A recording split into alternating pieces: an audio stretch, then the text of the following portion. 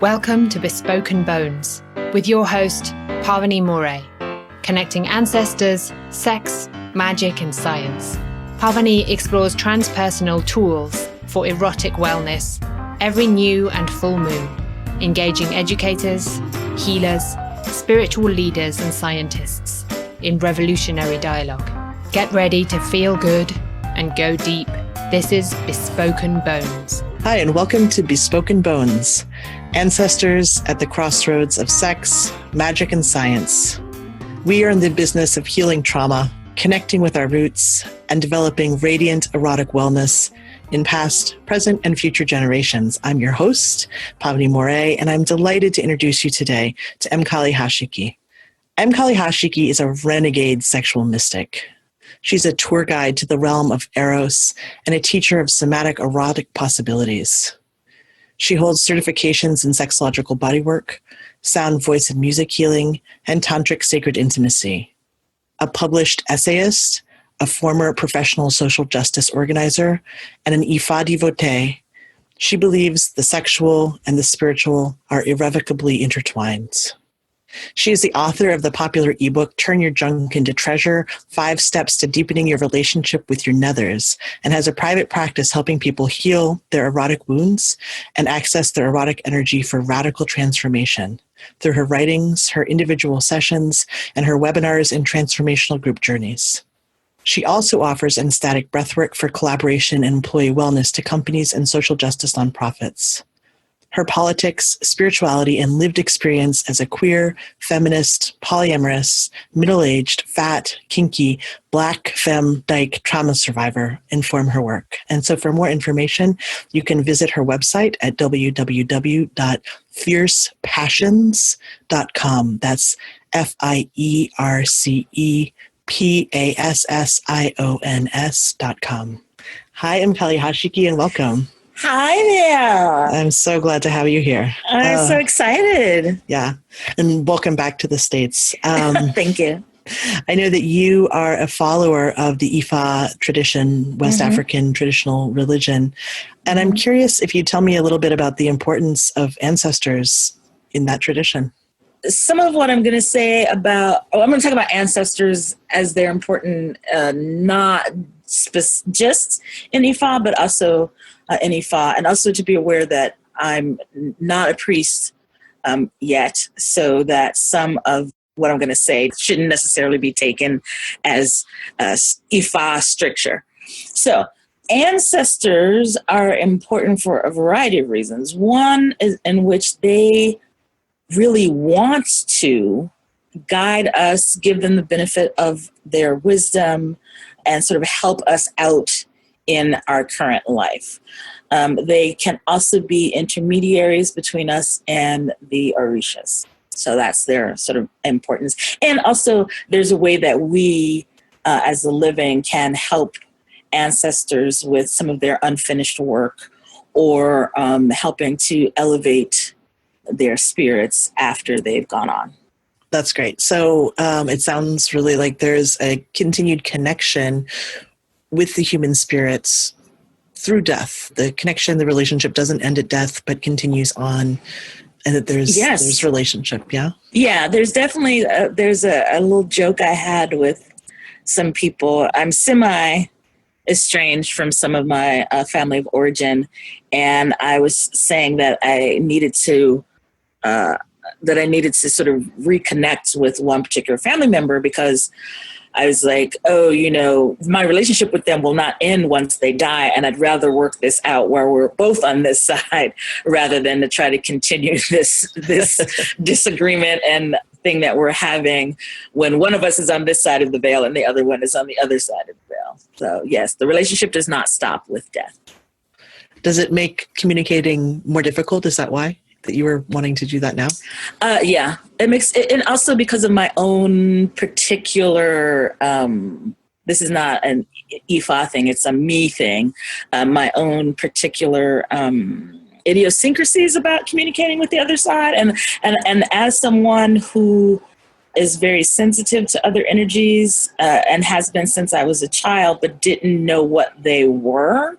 So there's ways in which I've built up a lot of blocks or like, there was a time when I actually said sort of to the spirits around me, like, look, here's the line. I'm on this side, you're on that side, and there will be no crossing over.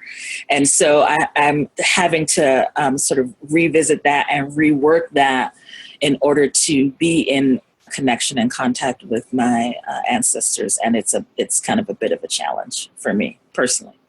Well, it sounds like there are some cautions then to working with ancestors. And so maybe we'll just jump right to that. And would you speak about that? Like, what are the possible dangers, trouble we can get into? How do we get in the weeds with working with ancestors? Well, some of the troubles have to do, well, first of all, one of the things that's really important to note is that in Ifa, we don't, sometimes people call it ancestor worship, as if we just blindly listen to and take directions from anyone once they've passed over. And that's not true. We all have ancestors that we, didn't want to deal with while they were alive, and them dying does not change that.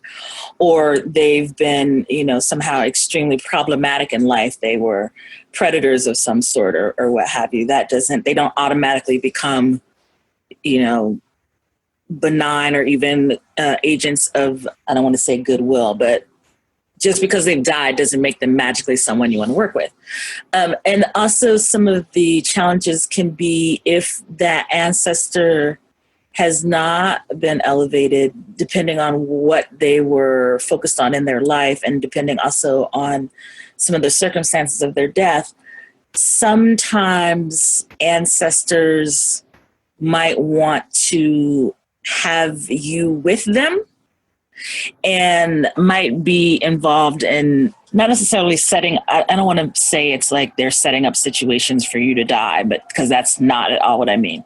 But say you are already in a precarious state of health, and maybe you just had surgery or something where you might already be in a vulnerable position.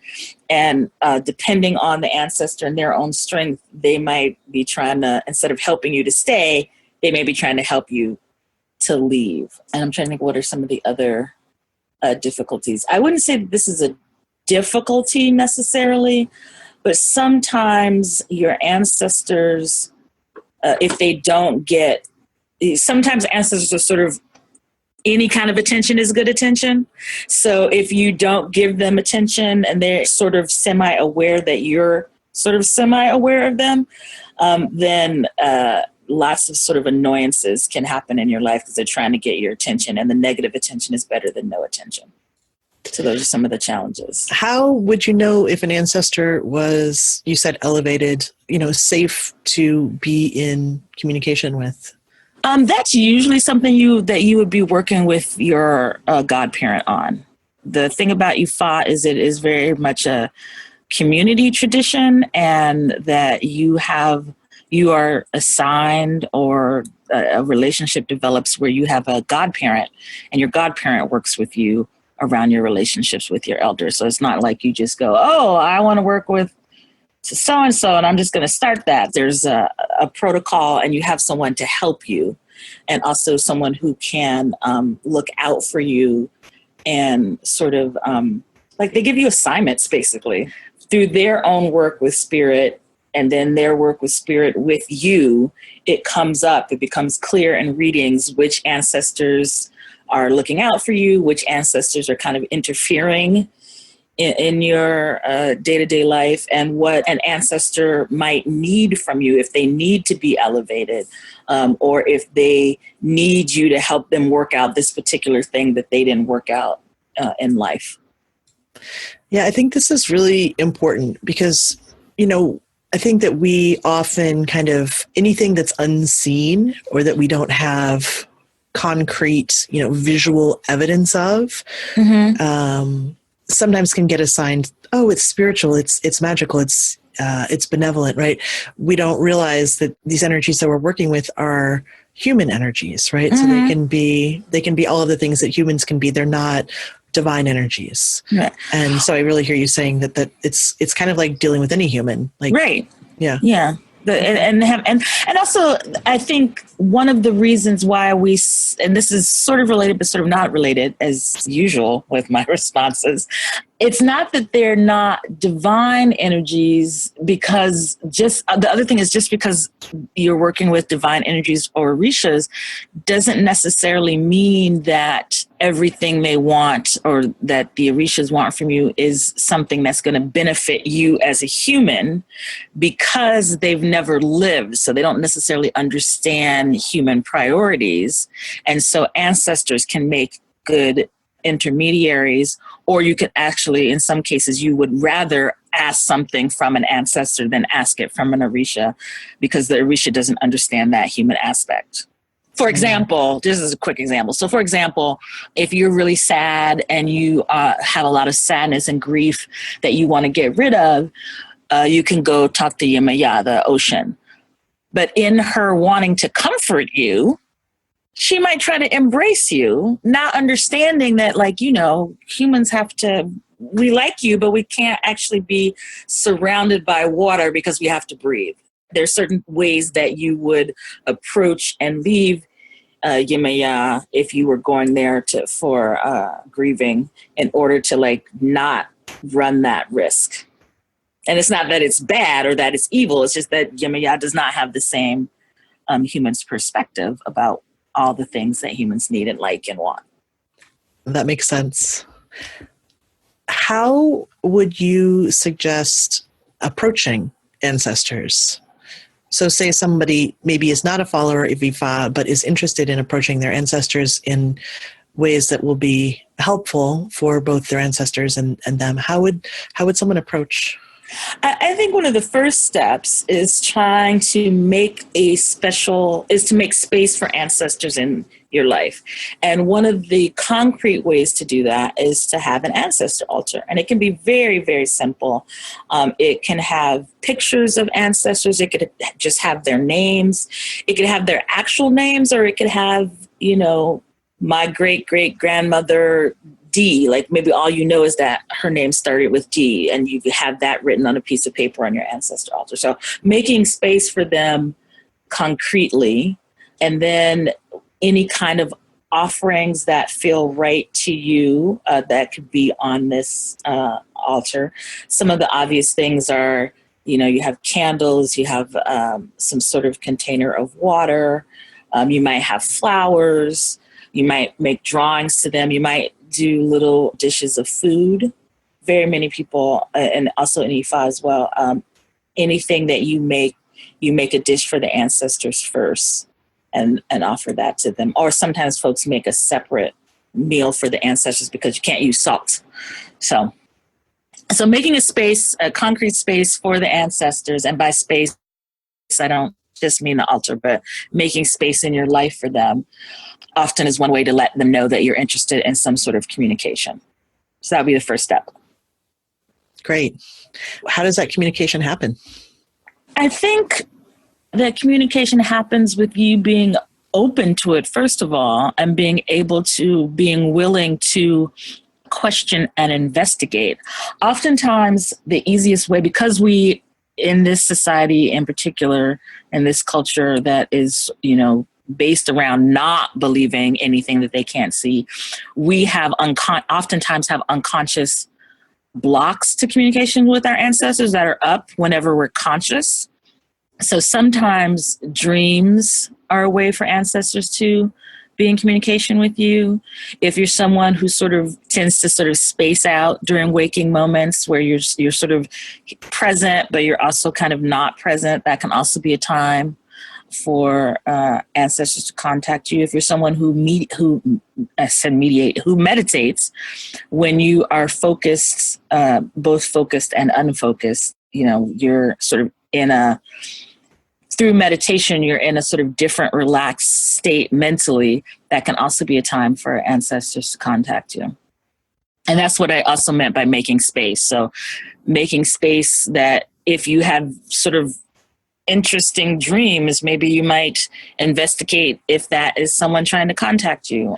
If you meditate, what sort of things come up in your mind when you're meditating? Could that be an initial contact from an ancestor? I went on an ancestral pilgrimage last year to my ancestral lands. And some of the advice that I got before I went was to, while I was there, to take in as much culture as I could, to eat the foods that the local folks were eating, to listen to live music, to see where I could find Gaelic being spoken, to talk to the old folks, to really immerse myself in the culture of my ancestors as a way of opening to hearing them. And I'm just, from what you say, it sounds like it's a muscle that you build, yeah? Yeah. It's a muscle. I definitely think it's a muscle that you build.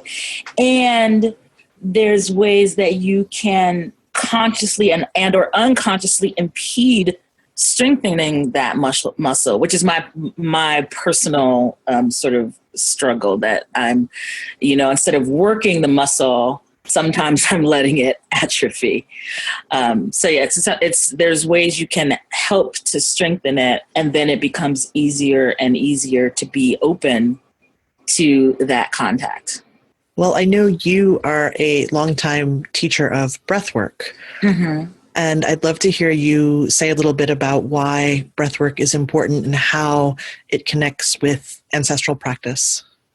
Well, I think breathwork is important in this context for a couple of reasons. Well, one, breathwork helps you to be more anchored in your body.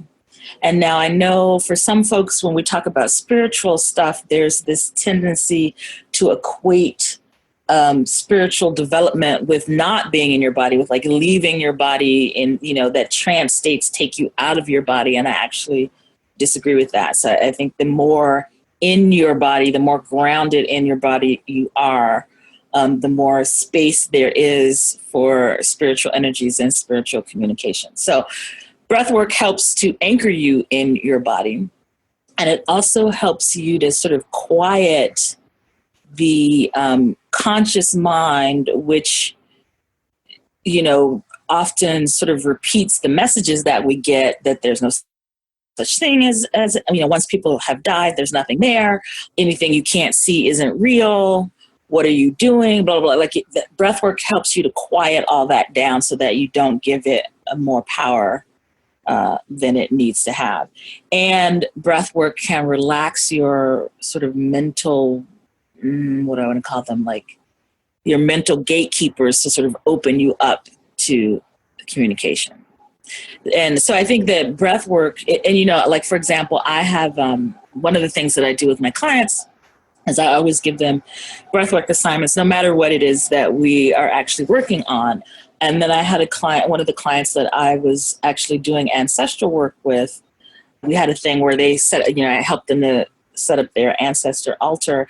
And then the breath work, which was specifically about connecting with your erotic energy, I asked them to do that breath work in front of their ancestor altar. I think it was like 10 minutes of breath, and then sit there and see what came up, because you never know what way the ancestor is going to communicate with you. You might hear voices, you might get images, you might feel thoughts that you're aware aren't yours, which is another reason why it's so important to be anchored in your body, so you can be aware of what's yours and what's not yours. And generally, once you become aware of what's yours, anything that comes up that's not yours is more likely to be that ancestor or those entities trying to communicate with you. I just felt inspired to ask if you might be willing to just teach a very simple breathwork practice here for a minute or two.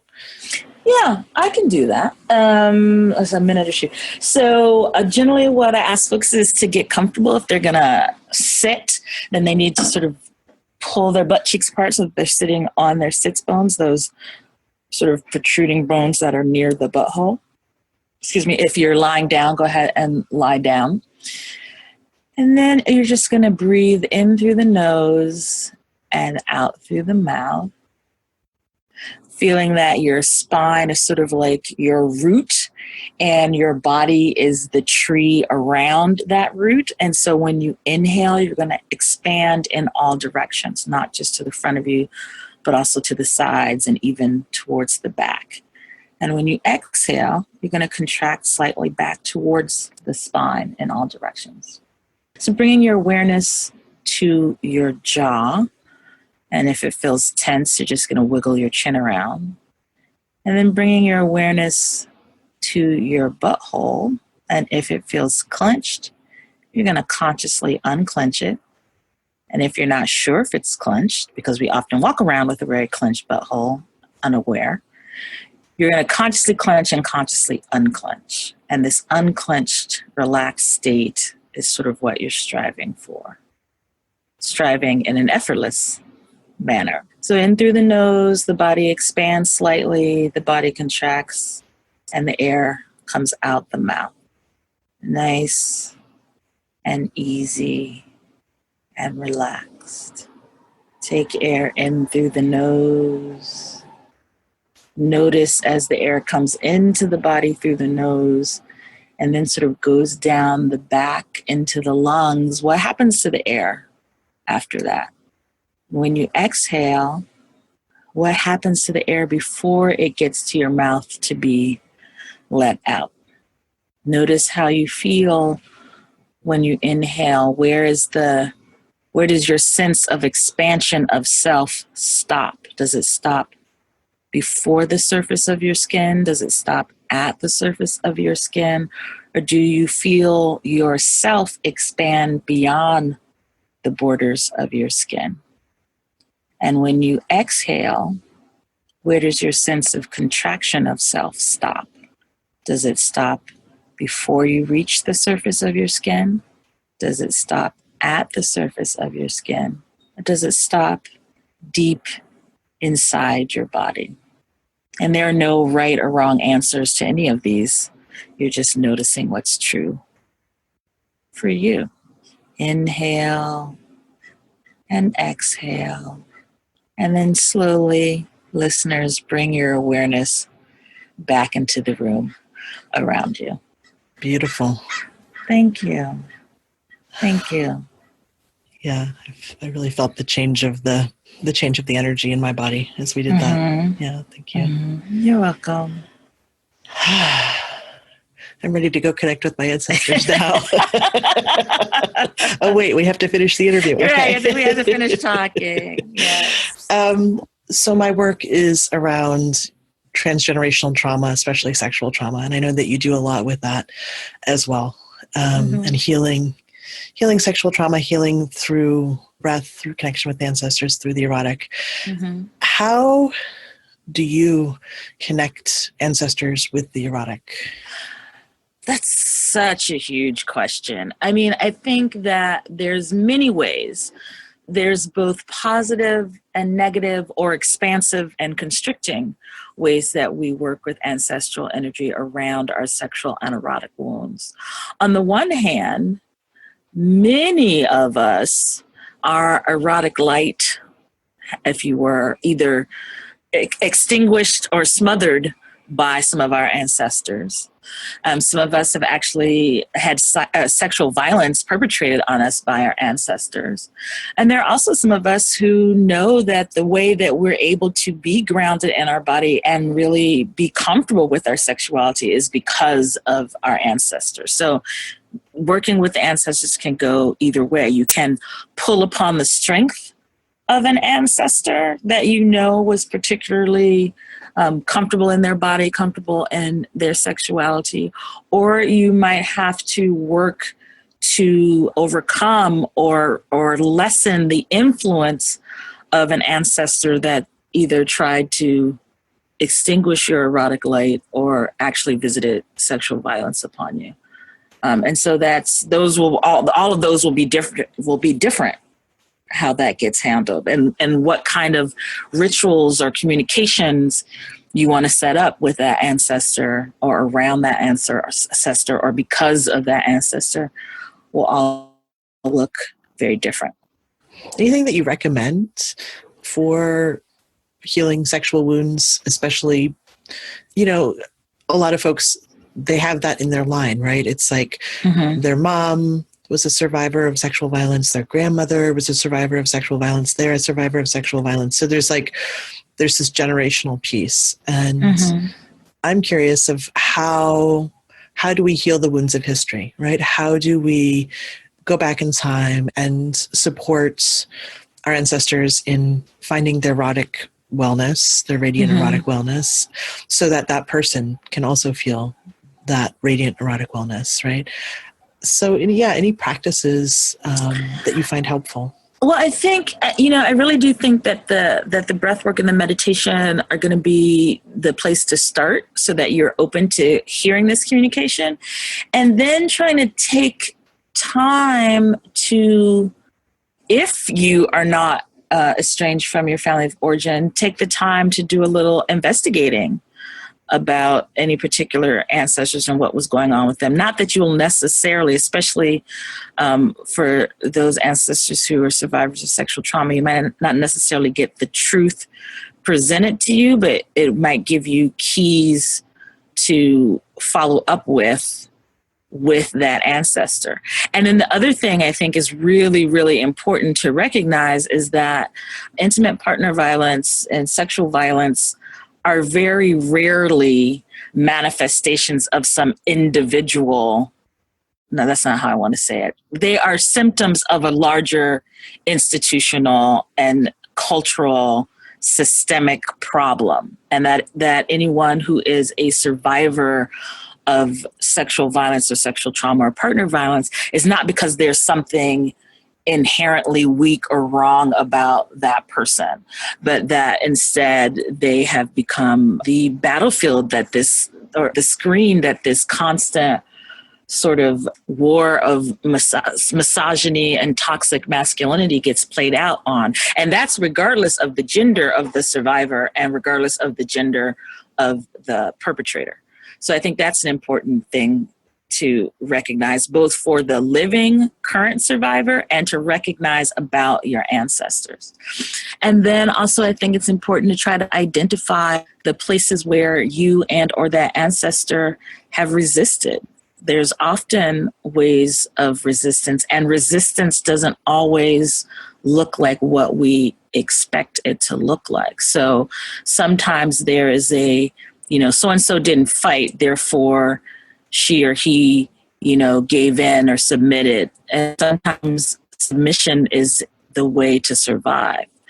So that becomes an act of resistance because the goal is survival. So I think identifying what, to the best of your ability, what happened with that ancestor. Some of that you might be able to get from living people in your family of origin, and some of that you can only get from this ancestor. So you have to be open to getting the communication and being able to translate it, and that's going to come with time. Identifying that sexual violence, partner violence is endemic, is symptoms of a larger societal problem. And 3, identify the ways that ancestor and or you resisted. And then from there, it's really going to be a sort of an individual thing depending on what were the circumstances of that particular ancestor's trauma. And sometimes you don't have to know the specifics. You could do a healing for, the healing could be as general as, I know that the women in my line, or it wouldn't even have to be, I know. I want to do this ritual to heal or to help heal any of the sexual or erotic wounds any of my ancestors on my maternal line might have had, or any of the ancestors on my paternal line might have had. You don't always need the specifics, because sometimes you can't get the specifics, and I don't want people to think, oh wait, I'm adopted, I'm estranged from my family of origin, and no one's going to tell me about this ancestor. That doesn't mean that you're stuck. You can still help that ancestor with their healing journey, and you can still get their help on your healing journey. And the ritual you speak of, I'm guessing, is highly individualized. Oh, extremely individualized. And so there's, in my opinion, there's not really a right or wrong way to do ritual, but there are things that are more effective. But it sounds like you're saying the first step is, and it's just super important what you just said, actually. So I'm just going to highlight it a little bit. Just really recognizing the systemic force of sexual violence, right? And we see this in things like the rape of Nanking, or, the rape and genocide of Native American Indians here, like that rape and sexual violence are used as systemic tools of oppression, right? Yes. And that, so if that has happened to you, like, this is an oppression that's on the cultural level. It's not on a personal level, and it's not a personal feeling. That's just, like, it's super important because we take it so personally. And so you're saying that there's ritual that we can do to support our own healing processes and our ancestors. And that ritual would be highly personal, and we would make that up, or maybe we would have, if we don't have a godparent in a fa, we might have friends or loved ones who could help us formulate a ritual that would be effective in doing that healing. Yeah, I totally believe that. Awesome. Believe that. And I think, it's more important that you have a support of people who love and need you. I mean, love you and want the best for you, than it is for you to find, an elder or some spiritual leader person. Like, it's more important that you have people that are already connected to you who would be able to look out, and you guys could just make up the ritual as you go along. Like, you don't need to have that. It can be helpful for some people, and for some people, they are able to trust more if it's someone that they know has done this before and does this with other people and has a whole sort of religious or spiritual structure behind them. But I don't think that not having that prevents you from doing this healing. Yeah, I just want to recap a little bit, because there's been some really important practices that you've named. So one was an altar. Another one was offerings. You spoke about meditation, breath work, and now ritual as 5 different ways to engage with ancestors effectively and consciously for their healing and for our healing. Yeah. Cool. Definitely. Beautiful. So you are prolific in the world and are very committed to the healing of the erotic and the healing of culture, I just want to say. Not just the erotic, but kind of the erotic as it pervades everywhere. And you have amazing retreat coming up that looks beautiful, and I want to hear about that. And I also want to hear about the webinar that you have coming up. And so if you'd speak a little bit about both of those, and then just let folks know how they can get involved. Okay, so I'll speak about the retreat first. So I am co-facilitating with Maisha Azah, who I think you might know, I'm not sure. We are co-facilitating an erotic healing retreat for a very specific population. So lesbian, gay, bisexual, trans, queer, Black women over 40. Because while many of us from all sorts of places around the spectrum have erotic wounds, there's a very particular way that ageism, racism, and sexism intersect in a way that impacts both our difficulty in developing authentic erotic relationships with ourselves, and also can be that intersection can also be a real source of power in order to, as a resource for us developing authentic erotic relationships with ourselves. So that's going to be in September in New Mexico. And for more information, you can go to the website sistassanctuary.com. So that's SISTAHSANCTUARY.com. So that's happening September 20th to 24th in New Mexico at a Zen Buddhist retreat center. That's gorgeous. And so I think I heard you say there's 2 S's. So Sistas Sanctuary, right? Yes. So there's an S at the end of Sistas and Sanctuary. Got it. Yes. Thank you. Yes. Because we went back and forth on that, but we ended up with 2 S's. Okay. And then I have a 3-week webinar starting July 29th. It's 3 Saturdays in a row. And that is Breathwork webinar, where we will go over I will share with folks the techniques for breath work to get in touch with your passion, to get in touch with your erotic energy. And there'll be, exercises to do at home. There'll be some videos and streaming audios for you to walk away with, really just to focus on the techniques of breathwork that will allow you to be more grounded in your body, will allow you to relax, to be open to communication with your ancestors or those outside entities that want to help you, and also will help you enhance your energetic and physical intimacy with your partners, and also your relationship with your own self. And that is starts July the 29th. And for more information, you can go to my website, Fierce Passions. So FiercePassionsCom. And that's on the programs page. Great. So wonderful opportunities to interact with you. Mm-hmm. Wonderful. It's just been such an honor, Mkali Hashiki, to have you here on my podcast, Bespoken Bones. I'm so excited. Thank you so much. I'm really honored and humbled that you asked me. I just always love talking with you and learning from you. We have so much fun and so many things. Every time we talk, I get inspired in different ways of things. Oh, I want to flesh this out, or, oh, maybe I'm going to write more about this, blah, blah, blah. So I actually benefit from this so much. Thank you. I'm so glad. So for more information, again, you can visit Mkali Hashiki's website, www.fiercepassions.com. And I want to thank you for listening to this episode of Bespoken Bones. I'm Pavini Moray, and I'll be back every full and new moon with more embodied goodness and ancestral wisdom. Take care.